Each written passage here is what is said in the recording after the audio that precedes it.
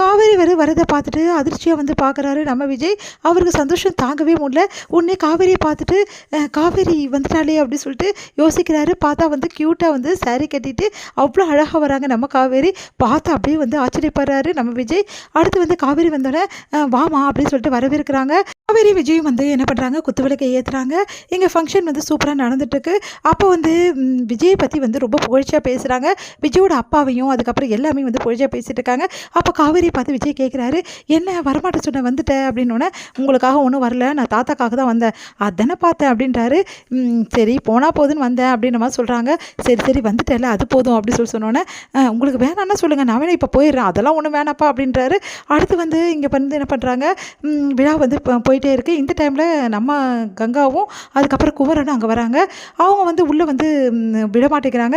நாங்கள் இந்த மாதிரி துணி தைச்சி எடுத்துகிட்டு வந்திருக்கோம் அப்படின்னு சொன்னோன்னே, ஓ அதுக்காக தான் வந்து வெயிட் பண்ணிட்டு இருக்காங்க, வாங்க வாங்க அப்படின்னு சொல்லிட்டு உள்ளே கூட்டிகிட்டு போகிறாங்க.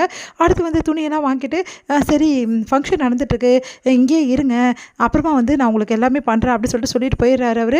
உடனே வந்து என்ன இது, என்னங்க இது, காசு கொடுப்பாருன்னு பார்த்தா இவர் பாட்டுன்னு போயிட்டே இருக்காரு, நம்ம என்னங்க பண்ணுறது அப்படின்னு சொல்லிட்டு கங்கா சொல்கிறாங்க.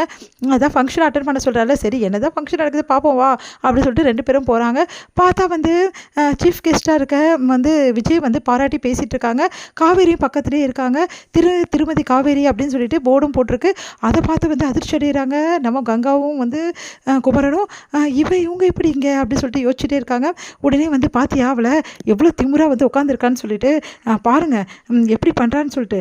இதில் என்ன கங்கா பிரச்சனை, அவங்க புருஷன் கூப்பிட்ருப்பான், அதனால அவர் வந்திருப்பா பார்த்தீங்களா, இதுக்காக தான் இவ அலைஞ்சிக்கின்னு போனா, நம்ம வீட்டை விட்டுட்டு எதுக்காக போனான்னு நினைக்கிறீங்க, இந்த புகழ்ச்சிக்காக தான் போனா, எவ்வளோ கம்பீரமாக எப்படி உட்காந்துருக்கா பார்த்தீங்களா, எல்லாம் பணம் செய்கிற பாடு அப்படின்ற மாதிரி தப்பாக பேசுகிறாங்க.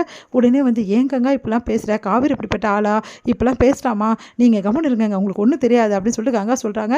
அடுத்து கங்கா பார்த்து அப்படியே காவேரி பார்த்து பொறாமப்படுறாங்க, அப்படியே பார்த்துக்கிட்டே இருக்காங்க. தொழிலாளர் எல்லாருக்குமே வந்து இந்த மாதிரி வந்து பரிசு பொருள் கொடுங்க அப்படின்னு சொல்லிட்டு நம்ம விஜயும் காவேரியும் சொல்கிறாங்க.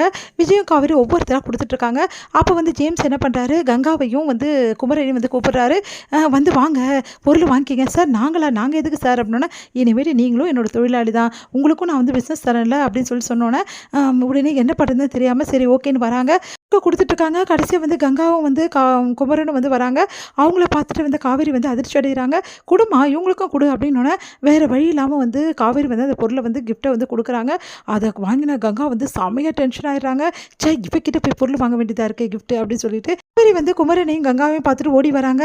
உடனே வந்து சொல்கிறாங்க, கங்கா இப்போ உனக்கு சந்தோஷம் தானே, ரொம்ப சந்தோஷமாக இருக்க போல் இருக்கு அப்படின்ற மாதிரி சொல்லிட்டு போகிறாங்க.